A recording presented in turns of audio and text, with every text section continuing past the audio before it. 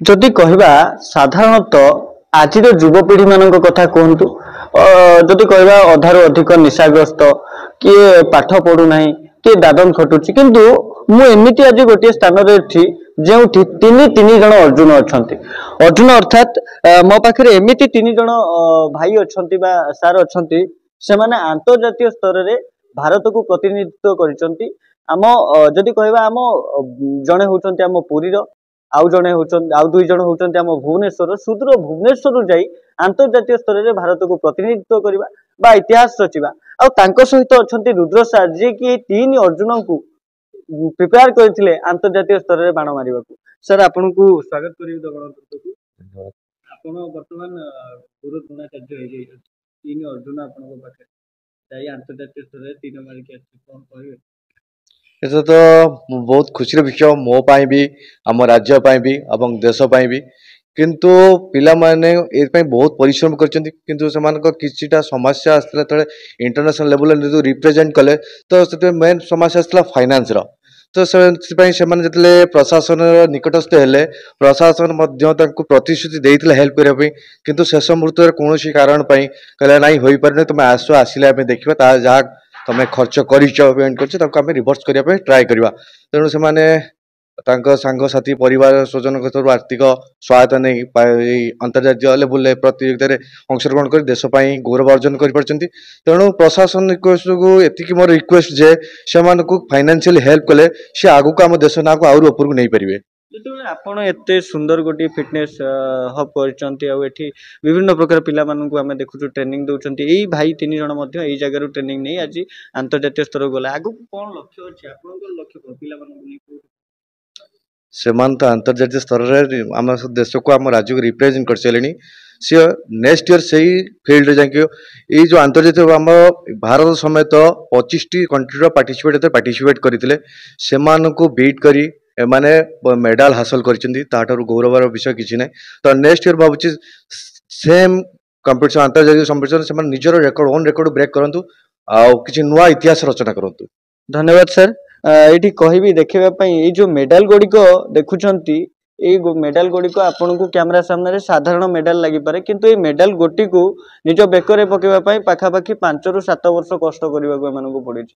ଆମ ପାଖରେ ଅଛନ୍ତି ସୌମ୍ୟ ଭାଇ, ଗୋଲ୍ଡ ମେଡାଲିଷ୍ଟ। ଭାଇ ଆପଣଙ୍କୁ ଭାଇ, ଆପଣ ବର୍ତ୍ତମାନ ଆନ୍ତର୍ଜାତୀୟ ସ୍ତରରେ ଭାରତର ନାଁକୁ ପ୍ରତିନିଧିତ୍ୱ କଲେ, ଇତିହାସ ରଚିଲେ, ଗୋଲ୍ଡ ମେଡାଲିଷ୍ଟ। बहुत खुशी अच्छी।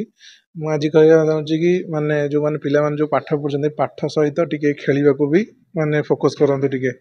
ଏଇଟାକି ଫିଜିକାଲ ଇଏଟା ମାନେ ଇଏରେ ଦରକାର ବହୁତ ଇଏ।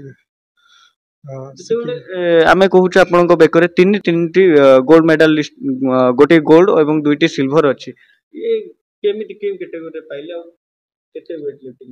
ମୁଁ 120 କ୍ୟାଟାଗୋରୀ ପାର୍ଟିସିପେଟ୍ କରିଥିଲି। ତ ମୋର ଟୋଟାଲ ୱେଟ୍ ହେଉଛି 615 କେଜି ଲିଫ୍ଟିଂ କରିଛି। ସ୍କ୍ୱାଡରେ 225 କେଜି, ବେଞ୍ଚରେ 135 କେଜି, ଆଉ ଡେଡ୍ ଲିଫ୍ଟରେ 257 କେଜି। କ'ଣ ଲକ୍ଷ୍ୟ? ଆଗକୁ ନେକ୍ସଟ ୱାର୍ଲଡ ଚମ୍ପିଆନରେ ରେକର୍ଡ କରିବାର ଲକ୍ଷ୍ୟ ଅଛି, ଯାହାକି ଅଷ୍ଟ୍ରେଲିଆରେ ହେବାକୁ ଯାଉଛି 2026ରେ।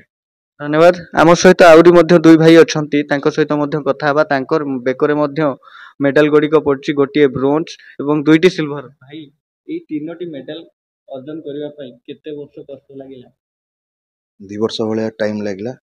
ଆଉ ଏଇ ମେଡାଲ ପାଇବାକୁ ମାନେ ବହୁତ ଇଚ୍ଛା ଥିଲା ୱାର୍ଲଡ ପାୱାର ଲିଫ୍ଟିଂରେ। ଆଉ ଏ ମେଡାଲ ସାର୍ଙ୍କ ସକାଶେ ପାଇଛି। ହଁ, ସାର୍ଙ୍କ ସକାଶେ ମାନେ ଏ ମେଡାଲଟା ମୁଁ ପାଇଛି। ଆଉ ସବୁର ଶ୍ରେୟ ସାର୍ଙ୍କୁ ଦେବାକୁ ଚାହୁଁଛି। ଆଉ କିଛି ଦେଖନ୍ତୁ, ସାଧାରଣତଃ ଆମେ ଦେଖୁଛୁ ବହୁତ ଯୁବକ ବର୍ତ୍ତମାନ ବେକାର ହେଇ ବୁଲୁଛନ୍ତି, ପାଠ ପଢୁନାହାନ୍ତି, ନିଶାଗ୍ରସ୍ତ, କିନ୍ତୁ ଆପଣମାନେ ନିଜର ଶରୀରକୁ ସମୟ ଦେଇ ନିଜର ଖାଇବା ମନ, ଯେତେବେଳେ ଆପଣଙ୍କୁ କିଛି ଗୋଟେ ଇଚ୍ଛା ହୁଏ ଖାଇବାକୁ, ଆପଣ ଖାଇପାରନ୍ତିନି, ଡାଏଟ୍ କରନ୍ତିନି, ହେଲ୍ଥକୁ ଦେଖନ୍ତି, ଇଏ ସବୁ କେମିତି କଭର କରନ୍ତି, କଣ୍ଟ୍ରୋଲ କେମିତି କରନ୍ତି? ଡିସିପ୍ଲିନ ରହିବାକୁ ପଡ଼ିବ। ଏଗୁଡ଼ା ପାଇଁ ବହୁତ ଡିସିପ୍ଲିନ ରହିବାକୁ ପଡ଼ିବ।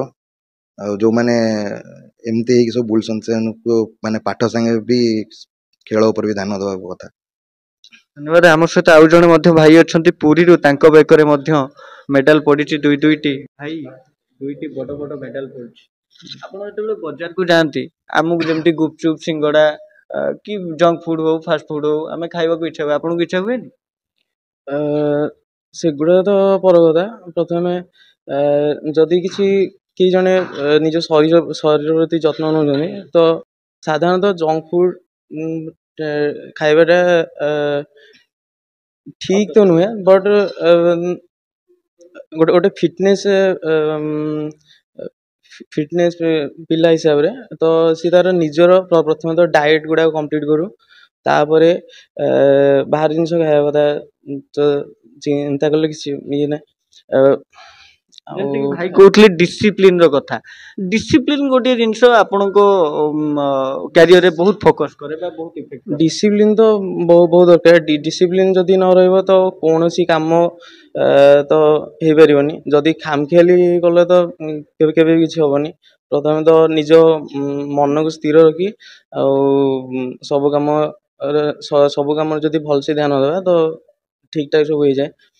ତ ଅ, ଏଇଟା କୋଉଠି ନା କି ମୁଁ କୋଉଠି ଯଦି କହିବା ଆପଣ ସକାଳୁ କେତେଟାରୁ ଉଠିବାକୁ ପଡେ, କେତେ ଥର ଜିମ୍ ରେ କେତେ ଘଣ୍ଟା ଟାଇମ ଦିଅନ୍ତି? ସକାଳୁ ସେମିତି ତ ଟାଇମିଂ ହିସାବରେ ମୁଁ ପାୱାର ଲିଫ୍ଟିଂ ଯେବେଠୁ ଷ୍ଟାର୍ଟ କରିଥିଲି ପାଖାପାଖି ବର୍ଷେରୁ 1.5 ବର୍ଷ ଭିତରେ ହେଇଯିବ। ତ ମୁଁ ସାର୍ ମାନଙ୍କ ସହିତ ପ୍ରାକ୍ଟିସ୍ କରେ। ତ ମୋର ସାଧାରଣତଃ 9ଟାରୁ 10ଟା ଭିତରେ ପ୍ରାୟ ପ୍ରାକ୍ଟିସ୍ ଷ୍ଟାର୍ଟ ହୁଏ। ତ ସେଇଟା ପାଖାପାଖି 2ରୁ 3 ଘଣ୍ଟା ଭଳିଆ ଚାଲେ। ତାପରେ ମୁଁ ମେଡ଼ିକାଲ କୁ ଯାଏ ଭାରି ଡ୍ୟୁଟି ଆଉ କ୍ଲାसेସ୍ ପାଇଁ। ତାପରେ ତ ସେଇ 2-3 ଘଣ୍ଟା ଭିତରେ ମୁଁ ସକାଳୁ ଉଠି ପ୍ରଥମେ ତ ଘଣ୍ଟେ 2 ଘଣ୍ଟା ଭଳିଆ ମୋର ଡାଏଟ୍ କମ୍ପ୍ଲିଟ୍ କରେ। ତାପରେ ଟିକେ ରେଷ୍ଟ ନେଇକି ତାପରେ ଜିମ୍ ଆସିଥାଏ। ତାପରେ ପ୍ରାକ୍ଟିସରେ ଠିକ୍ ଠାକ୍ ହେଇଥାଏ। ଧନ୍ୟବାଦ। ଆଉ ଥରେ ସୌମ୍ୟ ଭାଇଙ୍କ ପାଖକୁ ଯିବି। ଆଉ ମନରେ ଗୋଟେ ଛୋଟିଆ ପ୍ରଶ୍ନଟେ ଅଛି। ଭାଇ ଆପଣ ଯେତେବେଳେ ବଜାରକୁ ଯାଆନ୍ତି, ଯେମିତି କି ଆମକୁ gupchup junk food fast food ଖାଇବାକୁ ଇଚ୍ଛା ହୁଏ, ଆପଣଙ୍କୁ ଇଚ୍ଛା ହଉଥିବ, ଇଚ୍ଛା ହଉଥିବ, କେମିତି କିନ୍ତୁ କଣ୍ଟ୍ରୋଲ କରନ୍ତି? କିନ୍ତୁ ଡିସିପ୍ଲିନ ତ ରହିବାକୁ ପଡେ ଡାଏଟ୍ ସହିତ। ଇଏରେ କଣ ଆପଣଙ୍କର ଯେମିତି ଫୁଡ ଶିଡ୍ୟୁଲ ଟା କଣ ଥାଏ ନାଇଁ ମର୍ଣ୍ଣିଂ ରୁ? ଦେଖନ୍ତୁ, ଯେକୌଣସି ଆମର ଗୋଟେ ଗୋଲ ଅଛି, ଆମକୁ ଷ୍ଟ୍ରେଂଥ ବିଲ୍ଡ କରିବା। ସେଥିପାଇଁ ଆମକୁ ପ୍ରୋଟିନ ଇନଟେକ୍ ଦରକାର, କି କେତେ କ୍ୟାଲୋରି ଦରକାର, କି କେତେ କାର୍ବ ଦରକାର। ଆମକୁ ଜଙ୍କ ଫୁଡ କେତେ ମାନେ କେବେ କନଜ୍ୟୁମ କରିବାର ଅଛି, ହଁ ୱିକଲି ମନ୍ଥଲି ଥରେ ଅଧେ ହେଲେ ଚଳିବ। ତ ଆମେ ସେଇଟାକୁ ମେଣ୍ଟେନ କରିବାର ଅଛି। ତ ଆମକୁ पर केजी 300 ग्राम प्रोटीन दरकार, कि कार्ब एतिक अमाउंट प्रोटीन दरकार, हमको एतिक प्रॉपर रेस्ट दरकार। ସେଇଟା ହିଁ ଡିସିପ୍ଲିନ। ସେଇଟାକୁ ଆମେ ମେଣ୍ଟେନ କରିକି ଚାଲିଲେ ଆମେ ଡେ ବାଇ ଡେ ଗ୍ରୋଥ କରିବା। ତ ଫୁଡ ଶିଡ୍ୟୁଲ ଟା କଣ ଥାଏ, ଯେମିତି କି ମାନେ ଫିଟନେସ ପ୍ରେମୀଙ୍କର ଫୁଡ ଶିଡ୍ୟୁଲ ଟା କଣ ଥାଏ? ଆପଣ ପିଲାମାନଙ୍କର ଫୁଡ ଶିଡ୍ୟୁଲ କଣ? Food schedule different depend different type रुहे। कार गोल कौन, मोर फिटनेस मेंटेन करार अछि तो मोर गोल अलगा। कार मसल बिल्ड करार अछि, कार स्ट्रेंथ बिल्ड करार अछि, कार वेट लॉस करार अछि। सेति पई समस्त पई डाइट डिफरेंट टाइप रहबो। एमानकर बेसिकली हला स्ट्रेंथ बिल्ड करिया। तो एमाने per KG 303 gram protein consume करती, almost same amount of carb, per day 4000 to 4500 calorie भी कंज्यूम करती। तो सेति खाइबा ताकू डाइजेस्ट करिया पई प्रॉपर रेस्ट दरकार। ए सब मेंटेन कर दरकार। याकू एटा ही प्रॉपर डिसिप्लिन कह जाए। ମୁଁ ଏଠି ଗୋଟେ ଫନି କ୍ୱେଶ୍ଚन, ମୁଁ କେତେ ଦିନ ଖାଇଲେ ଏଭଳିଆ ଡାଏଟ୍ କଲେ ଭାଇଙ୍କ ଭଳିଆ ହେଇଯିବି? କାହିଁକିନା ମୋର ତ ପୁରା नहीं डाए खाइले आगे बापे आपण केते टाइम आपन बॉडी की रेस्ट दे परिबे। प्रॉपर रेस्ट हला हमर राती रो रेस्ट दरकार। जो पिला माने कोन कर राती सारा मोबाइल चलोचंती आज का डेट रे, तो से माने राती को 2टा 3टा 4टा रे सोउचंती, उठुचंती 11टा 12टा बेले।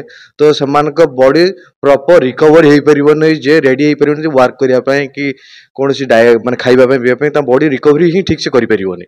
तो फास्ट आपनकर रेस्ट केते टाइम देई परिबे बॉडी, नाइट स्लीप माने भेरी नेसेसरी। ଧନ୍ୟବାଦ। ବର୍ତ୍ତମାନ ଆମ ସହିତ ଚାରି ମହାରଥୀ ଥିଲେ ଏବଂ ଆଲୋଚନା କରୁଥିଲେ କେଉଁଭଳି ଭାବେ ଜଣେ ଫିଟନେସ ପ୍ରେମୀ ବା ଜଣେ ସ୍ୱାସ୍ଥ୍ୟ ହିତକାରୀ ଲୋକ ନିଜର ଫିଟନେସ ବା ନିଜର ଶରୀରକୁ କେମିତି ଉତ୍ତମ ରଖିପାରିବେ ଏ ବିଷୟରେ ଆଲୋଚନା କରୁଥିଲେ।